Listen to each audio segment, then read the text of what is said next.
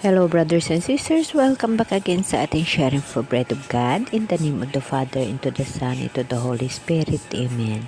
Lord, maraming salamat ngayong araw dahil ito mayroon na naman akong panahon para sa iyo at binigyan mo ako ng pagkakataon upang makapanaliksik sa Biblia at aking maibahagi sa aking mga kapatid. Lord, nagpapasalamat ako sa iyo ng mga bagay na iyon dahil na ako ay iyong ginagabayan at hindi ako nadala sa mga tentasyon sa mga bagay sa aking mga paligid. Lord, maraming salamat. Alam mo na hindi ko magagawa ang mga bagay na iyon pag hindi mo ko kontrolin ang buhay ko dahil ako ay makakasala. Lord, hindi ko kaya kontrolin ang aking sarili, kaya isinusuko ko sa iyo ang lahat. Please, huwag mo akong pababayaan. Ang gusto ko, Lord, lagi kitang kasama at lagi kitang kausap. Lord, maawa ka sa akin. Tulungan mo ako sa araw-araw na lahat, kagaya sa mga ginagawa mo araw-araw sa akin. Ang pagmamahal mo sa akin, ang lahat na ginagawa mo sa buhay ko, pinapasalamatan ko, Panginoon. Maraming salamat sa iyo. Lord, thank you so much, Lord. Amen. Okay, brothers and sisters, today, ibabahagi ko na naman sa inyo ang mga continuation ng aking nababasa sa Bible at dapat natin preparahan ang mga bagay na ito dahil na alam naman natin na ang mga bagay dito sa mundo ay agi lamang at ang mga bagay dito sa mundo ay may katapusan. So, dapat natin paghahandaan ang katapusan ng nakasaad sa Bible kung ano pang mangyayari sa atin at ano ang ating dapat gagawin upang magkaroon tayo ng buhay na walang hanggan. Okay? Ang pahayag chapter 1 verse 9 dito nakasaad ang pangitain tungkol kay Kristo. Ito ay isang pahayag mula sa vision ni Apostol Juan. Ako'y si Juan, ang inyong kapatid na kasama ninyo sa paghihirap, paghahari at pagtitiis dahil sa pagkikipag-isa kay Jesus. Itinapon ako sa pulo ng Patmos sapagkat ipinangaral ko ang salita ng Diyos at ang katotohanan ng inihayag ni Jesus. No? So, napakaganda ng mga alituntunin na ito dahil na dito makikita mo ang tinatawag na panampalataya sa mahal na Diyos, na pag ang Diyos ang magbigay sa iyo ng utos, siya ay gagawa ng mga bagay na kung saan itatapon ikaw sa mga bagay na alam niya ay nagkakarapat-dapat para sa iyo upang magampanan mo ang obligasyon mo na ayon sa kagustuhan niya. Kaya, brothers and sisters, pag ikaw isang tao na nampalataya sa Diyos at natiwala sa Diyos at ang lahat ng bagay ay iyong ibinibigay sa Kanya, ang Diyos mismo ang bibigay ng daan sa buhay mo kung ano ang dapat mong gagawin sa araw-araw na lahat. Magugulat ka lang bakit nangyayari yan sa buhay mo dahil isinuko mo ang buhay mo sa Diyos at siya ang nagkukontrol sa buhay mo.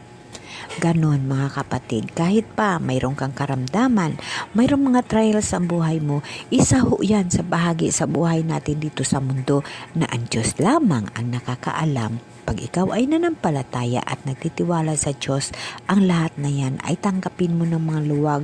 Huwag na huwag kang mag-complain, huwag na huwag kang magreklamo, kahit ano pa kahirap, kahit ano pa kasakit or ang nararamdaman mo, ang sakit mo, huwag kang mag-complain. Sa halip, gagawa ka kung anong nasa isip mo dahil gabayan ka pa rin ng Diyos. Magtataka ka, masamang pakiramdam mo, ganito ang nararamdaman mo. Ngunit nagawa mo ang mga bagay, araw-araw na lang na lahat, nakasurvive ka.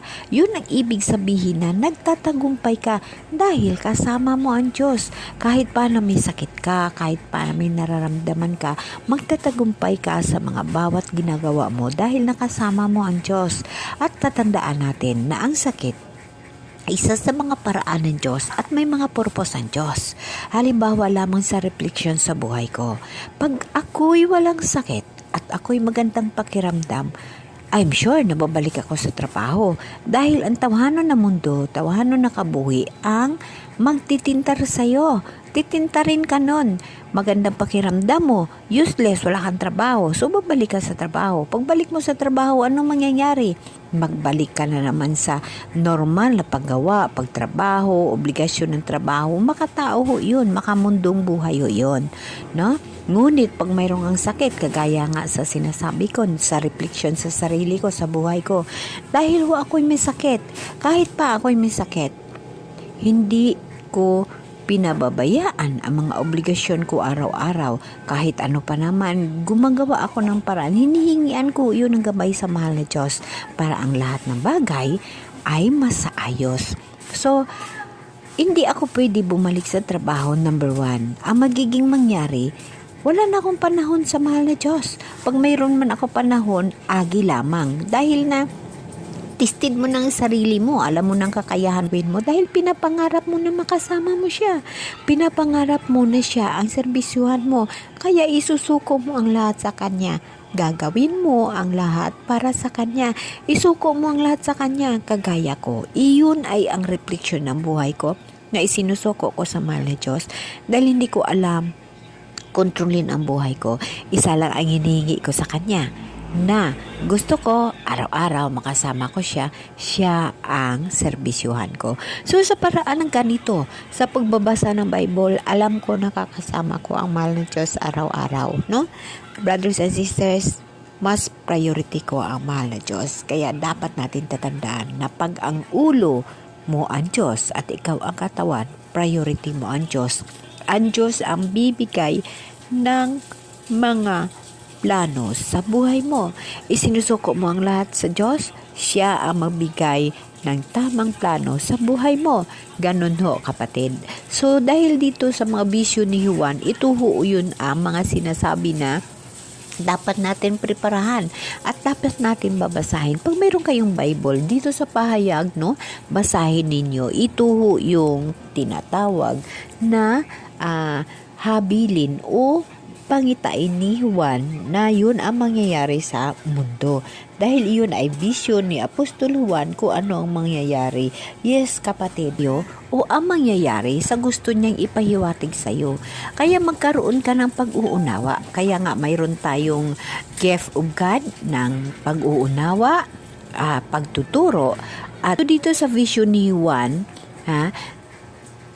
tama o yun. Si Apostol Juan ang nagtuturo kung paano tayo magtiis, magkaisa sa Diyos, no? Maghihirap, no? At maghahari. Dahil pinaghaharian mo ang sarili mo sa kasamaan Diyos, kaya lahat ng mga ginagawa mo ay nasusunod at ayon sa mata ng Diyos. Nagtitiis ka sa lahat ng mga bagay dahil gusto mo makasama ang Diyos.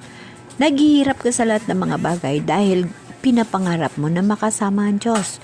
Kaya dapat sundin natin kung anong mga bagay na kaaya-aya sa Diyos. Minsan dito sa tinatawag na ako si Juan, itinapon ako sa pulo dahil sa pagpangaral ko sa salita ng Diyos.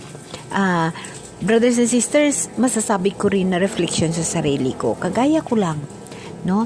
May bahay ang anak ko, doon ako nakatira. Umalis ako na hindi ko sinasadya. Parang biglaan, nandito ako sa bahay, nag-uupa ako. Dito nakilala ko yung isang kapatid natin na every Sunday nag-praising God, no, sa Temple of Community. So happy ho ako sa pagsama sa kanya sa Temple of Community dahil doon sa Temple of Community na yon, nakikita ko na may pagkakataon pala akong magbahagi ng salita ng Diyos. So itinapon din ako dito sa bahay na ito na kung saan hindi ko sinasadya. Mayroon kaming bahay. Pero bakit ako'y umalis na hindi ko naman na plano? No? Dito ako inilagay dahil dito ma-encounter ko ang isang tao na magdala sa akin sa Temple of Community na kung saan magbabahagi ako ng pulong ng Diyos or ng pagsaksi sa kabutihan ng Diyos. So first Sunday ng aking pag-attend, nakabahagi ako ng buhay na aking nasaksihan at naranasan kasama ang Diyos, ang buhay na puno ng pagmamahal ng Diyos. So yun ho kapatid, itinapon din ako dito na hindi ko nasa plano dahil yun na ay kagustuhan ng Diyos. So akin lang hinihingi by tomorrow, Sunday, ako ay makakontinue sa Temple of Community at manatili magbahagi ng mga pulong ng Diyos. So, dito nakasaad nga na ako si Juan, itinapon ako sa pulo ng Patmos sapagkat ipinangaral ko ang salita ng Diyos at ang katotohanan inahayag ni Jesus. So, yun nga ho, kapatid. Nire-reflect ko sa sarili ko na iyon lahat ay hindi na sa plano ko. Hindi ho lahat yan na plano ko. Ngunit dahil nanampalataya ako sa Diyos at nagtitiwala ako sa Diyos at ang buhay ko ay ipinapakontrol ko sa Diyos. Nakarating ako dito sa isang bahay na kumbaga, may bahay kami pero bakit nandito ako? Hindi ko alam. Yun nga kapatid ang sinasabi ko na pag ang Diyos ang control ng buhay mo, siya ang gagawa ng paraan at mga bagay kung anong dapat mong gagawin. So, masaya ako dahil na kumbaga itinapon din ako sa isang lugar na kung saan naka-encounter ako na-meet ko yung isa rin nating kapatid na na mahilig din sa tinatawag na Temple of Community. So, as experience ko sa mga biyaya na ibinigay ng Diyos, masaya ho ako dahil na unang experience ko sa Temple of Community, ang hinahanap ko ay aking nakikita. Yung pagbabahagi ng salita ng Diyos, maliban dito sa video, maliban dito sa pag-share ko sa bahagi na ganito, mayroon akong nakikita na ibinigay ng Diyos sa akin na paraan na Temple of Community na kung saan makabahagi ako ng words of God. So yun ang pinaka-the best na nangyari sa buhay ko sa pagtapon sa akin sa isang lugar na hindi ko sinasadya at hindi ko na plano. Ito lahat alam ko na pagbuot ng mahal na Diyos at plano ng mahal na Diyos dahil may mga purpose sa buhay ko. Maraming nangyayari sa buhay ko in the lately na hindi ko sinasadya, hindi ko pinaplano. Isa lamang lagi ang hinihingi ko, kontrolin ng Diyos ang buhay ko, gagamitin niya ako sa mga bagay na dapat na makatulong sa kung ano man na paraan dahil yan ang gusto ko. So, hindi ko yun na plano. Ako'y napaka-ordinaryong tao at napakasimpleng tao. Ngunit, malakas ang panampalataya ko at mayaman ako sa espirituhanan na buhay. Yun ho ang nagiging buhay ko. Lahat na nangyayari sa buhay ko, hindi ko ho pinagsisihan. May sakit? Never ho ako nagko-complain. Lagi lang ho ako nagpapasalamat at lagi lang ho ako humihingi. Hindi ho ako maririnig na nagko-complain kahit ano kahirap, kahit ano what we call this, kasakit ka sitwasyon, sa sakit ko, never ho ako nagko-complain sa mahal na Diyos o kahit sinong tao. Lahat o yan ay pinapa sa Diyos ko at ang lahat na yan ay hiningian ko ng gabay sa Diyos. Yan ang pinagkaiba ng tao na ang Diyos ang inuuna kaysa sanlibutan na pangabuhi. Lagi natin tatandaan, huwag tayong mag-ipon ng kayamanan sa mundo. Mag-ipon tayo ng kayamanan sa langit. Yun ang dapat natin gagawin dahil ang buhay sa langit ay walang hanggan. Ang buhay natin dito sa mundo ay may katapusan. Kapatid, si Jesus Christ ang unang saksi ng pagkabuhay ng mga namatay. Siya ang pinakaunang saksi na ang patay ay nabuhay at mabuhay muli. Si Jesus Christ ang pinakaunang saksi natin. So, pag tayo'y mamatay, mabuhay tayo muli. Ngayon, pag tayo'y mabuhay muli, magkaroon tayo ng judgment ayon sa ating ginagawa. Lagi mong tatandaan, inuulit ko, huwag kang mag-ipon ng kayamanan sa mundo, kundi ang kayamanan sa langit. Dahil ang Diyos, kapatid, laging tatandaan, inuulit ko, ang Diyos hindi magtatanong sa'yo. Pag tayo'y namatay at tayo'y magkaroon ng judgment, ang Diyos hindi magtatanong sa'yo kung ano ang ipinundar mo sa mundo, kung anong ginawa mo, kung may bahay ka ba, kung may kotse ka ba, hindi ho tatanong ang Diyos sa'yo. Kundi titingnan ng Diyos kung ano ang laman ng puso mo at kung ano ang ginawa mo sa kapwa mo. Lagi mo yan tandaan na ang tao ay mamatay at mabuhay muli upang magkaroon ng paghatol. Ang paghatol, dalawang bagay. Ikaw ay mamatay muli sa pangalawang pagkakataon o ikaw ay mabuhay muli. Kapatid, dapat mong isipin at alalahanin ang mga bagay na yon. Dito sa mundo, ang buhay ay agi lamang. Ibinigay tayo dito upang magkaroon tayo ng kaalaman at maunawaan ang tama at mali. Ganon pa man, i-priority natin ang buhay maka-Diyos.